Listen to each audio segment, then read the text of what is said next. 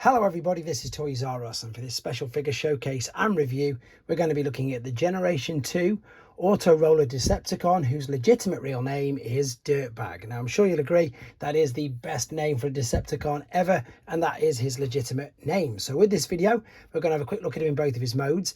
You can see that it says Auto Roller there, so this is of course the main gimmick for this particular toy. I'm going to show you how that works. What it basically means is he transforms to and from robot to alternate mode pretty much by himself, just by rolling him along. I am of course going to show you that in detail. We'll have a look at the accessories that come with him, how you can attach them, and of course we'll have a look at that G2 light piping goodness. So as I say, this came out in 1995, Generation 2, and its alternate mode is like I suppose a dump truck, even though there's nothing in there which you could actually put, which isn't too bad. You've got the rubber, no it's not, it's plastic on the wheels. Even this has got a teeny bit of rubber on the outside of it. That's what was tricking me. And there's two settings. So by this switch on the back, I haven't put the switch on, means that it'll roll backwards and forwards, no problems, as you'd expect it to, like a truck. I love the hazard little sticker on the front there as a bumper. It works really well. If you wanted to, you could take these accessories, all of them are the same. He comes with 4 of them. You can see there's a little tiny hole there. If you wanted to, you can pop all 4 of these onto these 4 pegs, which to be honest you can use in the robot mode, and you can move to and put them in a firing mechanism as well. I'm just going to put these on, but then I'm going to take them straight off because, well, in fact I'll take them off now because they probably will get in the way of the gimmick, and the gimmick's quite clever to be honest. So let's flick this switch. Now it means that it's going to auto transform. So if I go forwards, you can see the vehicle start to move forwards. It'll then start to lift up, and if you see, if their missiles were there, they would have got in the way. The claw gets in the way sometimes anyway, so if I just shift the claw out of the way, I'm going to turn him to face you guys, start to keep pushing it forward, and there he transforms. So what it basically is, do you remember the battle charger, the Decepticons ones, where you pulled them back and they transformed up themselves?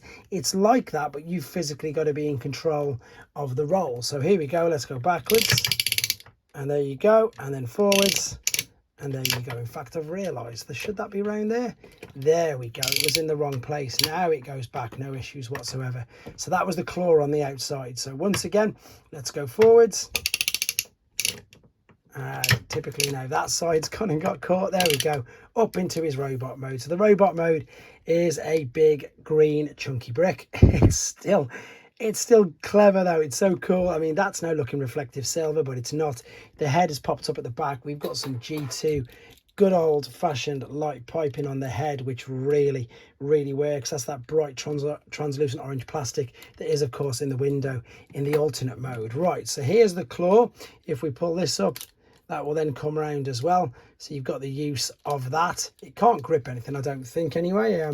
Will it even clamp together? No, you're going to have a real good job, or a lot of difficulty trying to clamp that together. So you can see where these could have been attached. In fact, what I'll do is I'll attach the 2 onto this side, because the other side has got the firing mechanism in it. So you'll see now on this side, this arm, you can still move all this around, by the way. It's not just fixed to there. And of course, if I knock that off, it's not going to transform at all now. It'll just roll backwards and forwards, which is going to make this whole next section that little bit easier for us. So we can then click these in. And again, these have got quite a bit of venom, quite a bit of torque in them, shall we say. Let me see. Bang. That's just knocked over. Let's see if we can do this. Am I going to do it? Yeah, there you go. That shows how much power they've got in these old, well, I suppose they come from like the Turbo Masters and the European things that had the really strong torque in them. There's his robot mode. There's nothing much more to say. As I say, if you wanted to, you could, instead of firing them around, you can pop them on the dots there. Or I've managed to pick up a couple of spare ones so I can fully display with the 4 on the arms, like so, and the 2 in there as well. So now that colour scheme is crazy. Just you add them orange bits to it and it really makes it work. Let's move it out of the way. Let's have a quick look at the packaged one. Now these did also come in boxes. This is obviously on the blisters. There he is packaged in that mode. It doesn't even say G2 actually. I think this might have been one of the European exclusives of it, because it just says Transformers and the date on the back is 94 on this. I've just checked. There we go. There is his tech spec and his reader if you want to read it. And then they've got the wrong colours completely for Dirtbag, and of course his counterpart Roadblock. And there's the instructions tucked away in there. But I just wanted to share this figure with you. It is kind of cool, just to give you an idea, I suppose, of scale. Generation 1 figures. He's about, well, I'd say he's normal size. What I mean by normal size is, I know it doesn't really mean anything. You've seen how big he is compared to core class figures. And with regards to today's figures, he's about the same size as a deluxe, to be honest. As a deluxe figure, yeah, he passes a deluxe by today's standards anyway. But there we go, guys. This is the Generation 2 Auto Roller Dirtbag. Hope you enjoyed looking at him. Let me know what you think in the comments, and of course let me know what other figures you'd like me to review as well. Thanks very much, guys. Take care.